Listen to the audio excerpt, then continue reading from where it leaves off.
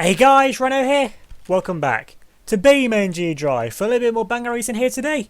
And up front on the road Atlanta circuit is a car that matches the trees. It's the new car for this round, and the slowest one in the race, the ETK A Series 1600 Cabrio UDSM.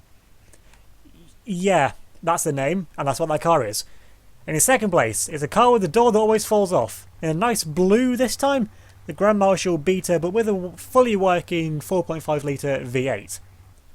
Then in third, a car which looks like someone's had a bit too much Chipotle the night before, the Wendover Sport SE facelift 4400, also another V8.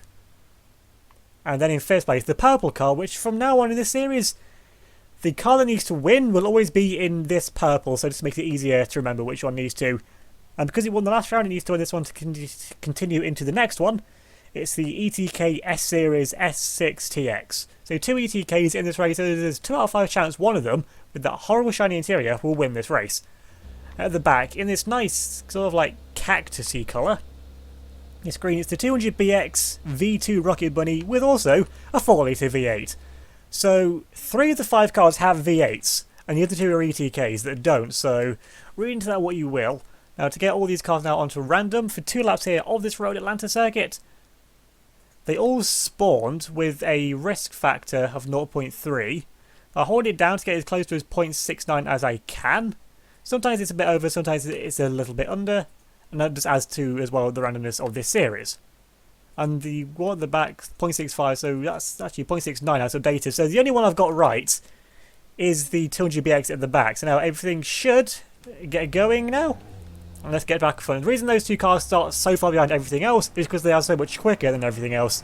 And I've done it on the test run, so everything should meet at the, well, first, not this corner coming up, the first one at the top of this straight. If anything gets taken out on this straight by hitting a wall the wrong way, I will reset it.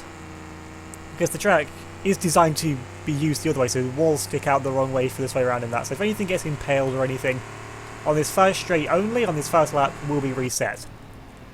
The Wendover is taking its time getting into things, but if it wants to hold back for now, that's perfectly fine. It doesn't actually need to win this round. This car in 4th place does, which is being bullied immediately here by the 200BX. Now this thing does have a drag oil colour, which I gave it, because it overheats really quickly otherwise, so just to give it a chance of actually getting through. And things will start closing up now as we get towards the braking zone. They're doing 100 up front with the first ETK. And we're doing 110 now with the 1 in 4, so yeah. And the main difference is the acceleration from the faster to the slower cars, because the top end speed will obviously be noticeable as well, but for what the AI do, that doesn't really matter all that much. As I make my way now into the braking zone for the first time, is everything going to get around it? The ETK's got pushed wide, and the doors come off the Grand Marshal. The ETK's lost it, has it? No, it's going to do, oh, it's a nice slide. It's front wheel drive though, so the rear is going to be a little bit on the loose side. Now then, with the new lighter version of the Grand Marshal, with the door now gone, and the Wendover still holding it in place. They still yet to make contact or have contact made with it, but the contact and the chaos is all about to ensue now. Which is going to make contact first. It's all getting very, very close, and still nothing is actually hit each other yet. From nothing hit the Wendover. There we go. Finally, something's made contact with the back of the Wendover. And now this is where things start getting a little bit troublesome for the car at the front. Of course, it has track position, but it's also the slowest car and the lightest car, and it has 4 other cars pushing into it as well, into the braking zone. So this might go straight on into the wall. This might be it for the ETK actually. If it hits the front wheels, big front wheel drive, and they brake, that will be it for this car anyway. Because he can't do 1-wheel drive like some of the rear-wheel drive cars can. And it's been pushed wide. It's been pushed very wide. It's going to go into the wall hard. I'm going to get it slowed down. There might be in for the ETK. Oh, the front left axle's broken. That's it. Gone. Everything's off the road. Everything's been crushed. It's been absolutely flattened. Oh, that is one way to exit around. Jeez. That is... I'm going to pause that. And get on board now with the Grand Marshal. Because that is going to hit the ETK, is it? No, the ETK gets through. It gets so lucky again. And anything else, you can get yourself back on the road. I'm going to pause that again. Get on board with the Wendover. And is that going to make contact with anything? No. So the Wendover has actually gained out. That is gained a place. It's gained a place out of all of that. And how is the Grand Marshal doing? How is the Grand Marshal doing? I think it's dead. I don't... I shouldn't be. I'll put it on disabled. I'll try and get it going. Is it under my control now? Yes, it is. Right, so I think it was just stuck. It does still move, which is good. I will need to remove that front bumper though, because I do remove debris and stuff if it becomes detached and becomes a problem. So I'll put that now back onto random. I'll slow the speed down to 100 times slower, so that gives me the most force when I try and grab something, which is this front bumper, which is no longer actually attached to the car. Okay, maybe it is. Maybe it is actually attached still. Can I get hold of it over this side to yank it off? Just pull it a little bit harder from over. There we go. Front bumper gone into the atmosphere. Now all this thing needs to do is just make it round the next lap, and it will be through into the next round. But how's the fight up front looking now? The fight up front is actually heating up. The 200BX is not giving up. It's really on this right. You can tell it really wants this win. It's sat behind the ETK many times. Maybe it just wants to be purple, you know. I think I actually had it purple once before in a very early round of this series under the new name of it, the Banger Racing, when it was Race Mania. Same thing, but different concept, new series. Still up front. The battle, I'm expecting this to go to the end because the ETK is obviously slower, but it is 4-wheel drive and has a bi-turbo, so the acceleration is where it should pull away.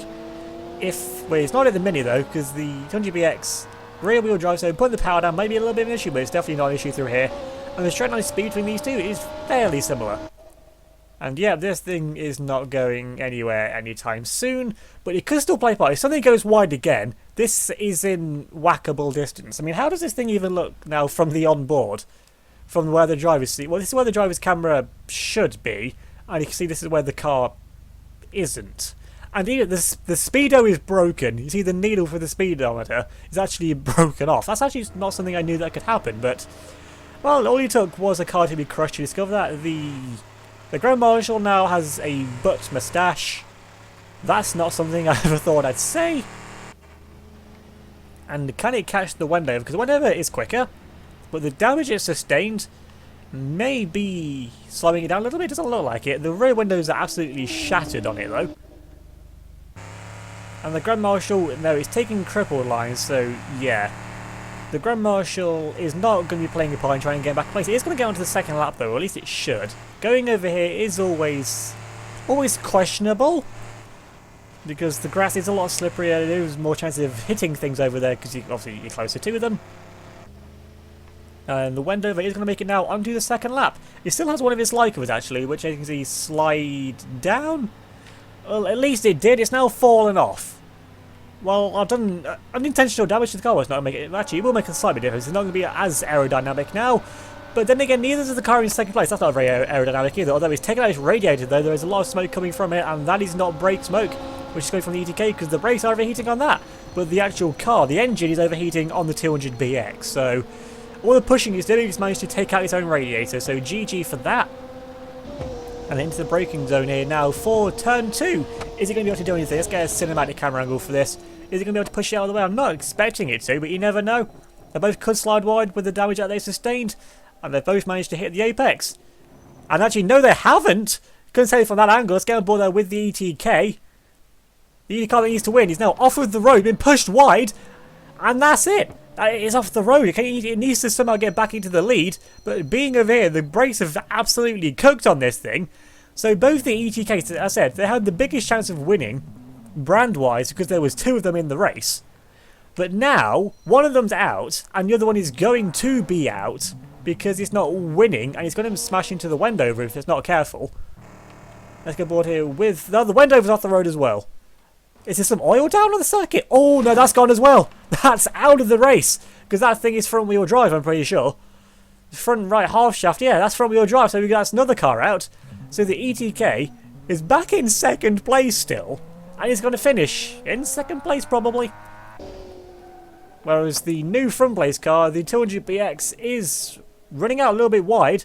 How wide, though, is it running? Is it going to make contact here? Let's get the first-person cam from the ETK. The other one, nope, it missed it. Now, the Grand Marshal still crippling its way through. And there's going to be quite a few new cars in the next round. This thing still moves. That is surprising.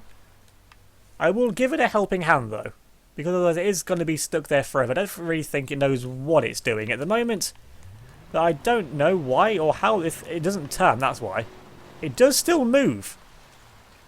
And that wheel is already classed as broken, so if I remove it and it dies, if it can't turn, it would have been out anyway. So removing this wheel ultimately won't make a difference, because the half shaft was broken to start with. Now then, is it actually going to move now? I think I fixed it. I can get it back towards the road, but then it's back under its own power. I will probably remove the hood now as well. Hang on, the Grand Marshal's gone straight on now and all. Is every car going to be out of this race? Grand Marshal, that's going to go hard into the wall again. Okay, that missed the front wheel though. How's the ETK doing? Is that going to make the corner? Yes, it is. Right, so back to fixing the Wendover, which is... where is it? There it is. Going towards the gravel trap. And it's not going to be able to get itself out of that, so I am going to grab the front of it and pull it out. It's still under my control, so it's not going to try and do anything I'm not expecting it to. Now, can it get going? Yes, it can. The clutch is overheating, though, which is a problem.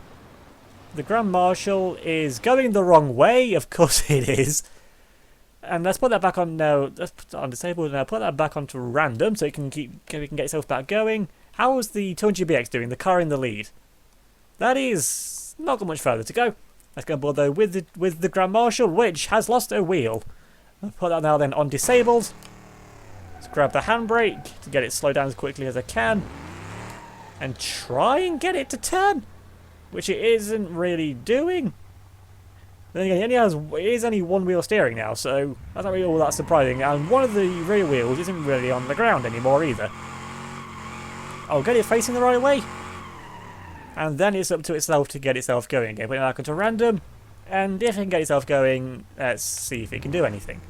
It was going before. Now it's confused. I'm confused about what it's trying to do as well. But if it gets stuck, then it's definitely going to be out. The Wendover might actually make it, you know.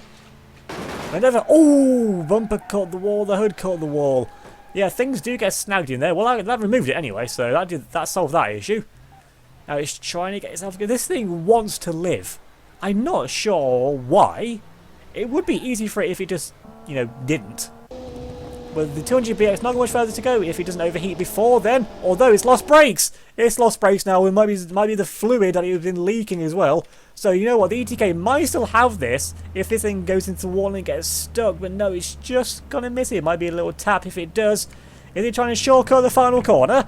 Well, this is one way to get around it. And then it's going to go into the wall on the other side. Yeah, it's going to give it a little tap.